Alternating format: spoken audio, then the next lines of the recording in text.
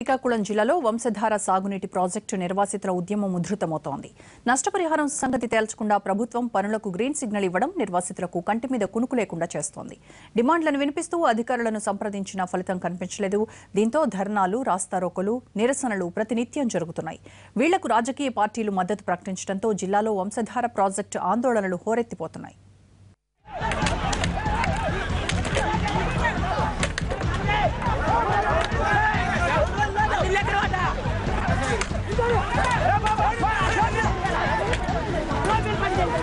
వంశధార నది నీళ్లను హిరమండలం రిజర్వాయర్లో నిల్వ చేయాలన్న ప్రతిపాదనలు ఎప్పటినుంచో ఉన్నాయి.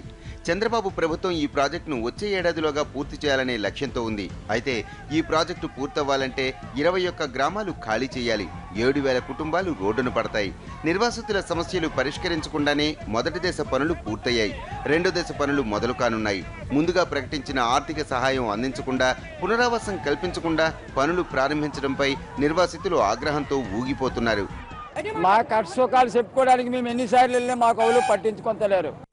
మాకు ఇవ్వాల్సింది ఇచ్చేసి వాళ్ళ పని వాళ్ళు చేసుకోమని మేము ఎప్పుడో ఆర్డర్ ఇచ్చినాం. కానీ ఇప్పుడు వారికి యూత్ ప్యాకేజ్ కానీ, ఇల్లుకి కానీ, కొన్ని భూములకు కానీ డబ్బులు మాకు ఏటి అందలేదు. చాలా మందికి ఇల్లు స్థలాలు కూడా ఇవ్వలేదు. మాకు ఉండడానికి చోట్లు లేవు. చోట్లు లేకపోతే సరే వెళ్తే కొన్ని తారుమారు చేస్తాడు. వృత్తి ప్యాకేజీ తాలూకా కాగితాలు కూడా ఇవి కూడా తారుమారు చేశాడు. వంశధార ప్రాజెక్టు రెండో దశ పనులకు వ్యతిరేకంగా నిరసనలు, ఆందోళనలు జరుగుతున్నాయి. ప్రభుత్వం వీటిని పట్టించుకోకుండా పనులు ప్రారంభించాలని ప్రయత్నించింది. అయితే నిర్వాసితులు కాలువ నిర్మాణాన్ని అడ్డుకున్నారు. యంత్ర సామగ్రిని ధ్వంసం చేశారు. పరిస్థితి ఉద్రిక్తంగా మారింది.